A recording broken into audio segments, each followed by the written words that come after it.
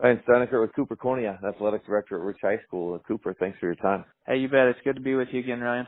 Let's go football first. Can we? You guys pull off an overtime win with a walk-off field goal. That's what we got to talk about first, right? Oh yeah, of course. Yeah, that was awesome this weekend. Offensively, it wasn't a pretty game for us, but as a coaching staff, we were just proud as could be at the way our defense played. We gave up a lot of yards, but when it was important down in the red zone, our kids really stepped up. So we were proud of the way they played.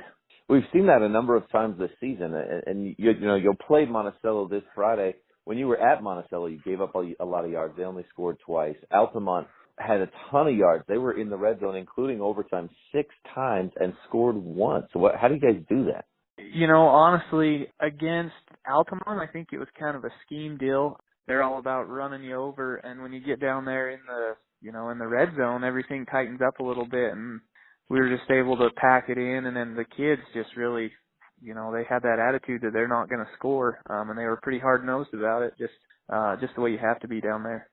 Stetson there were a couple of punts that were not good. He missed the extra point. So what was your guys' decision? Tell me about what you were thinking going in that overtime. It's 4th and 7, and you go for the field goal. And what was your confidence level in him and the team?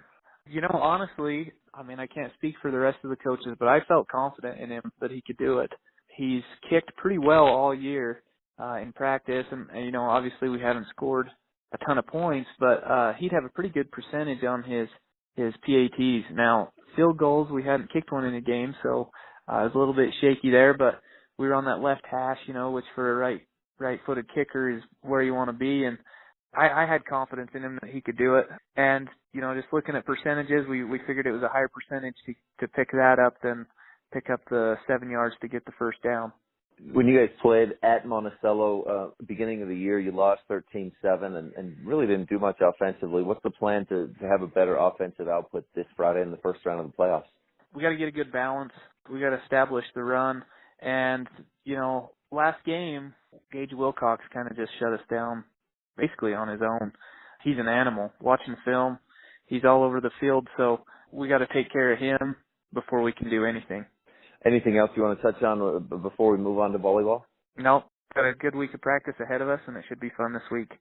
The volleyball team finished, 3-0 losses against North and South Summit, but I thought they competed pretty well against those teams, had some close sets against very good opponents. Yeah, when Coach Shore scheduled that, she knew that those were going to be really tough opponents before state. And it seems like that's something she's always done in the past is she makes sure that she schedules some really, really good opponents right before the state tournament. And you can't argue with the results that she's had. So, we didn't get the win, but like you said, the girls competed well. And that's as good a competition as they're going to see this weekend for sure. So we just got to move on from it and hopefully it got them ready for state this week. State this week, the Rebels start 11:30 as their first match against Region 19's number 3.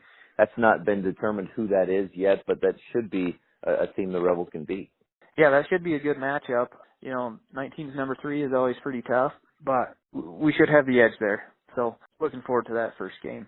We should also touch on state cross country last week and how the Rebels did, Cooper. Yeah, we should. With going and getting the region title, we were able to take a full team, so we had lots of kids that got to go and compete, which is great. The cross-country team is I feel like it's kind of growing a little bit. We're kind of getting a little momentum going with it. And talking to the kids, they had a really good experience going down there and competing against the entire state. Anything else you want to touch on today? Just best of luck to the volleyball team as they head to state this week. We believe in you, and we know that you guys can do it. And then best of luck to the football team as well as they go on to take on the Buckaroos. Football Friday at 2 o'clock at Rich, and the volleyball team of the state tournament Friday and Saturday at Utah Valley University. The Cooper Cornia, Athletic Director at Rich High School, thanks for your time, and go Rebels. Yep, thanks, Ryan.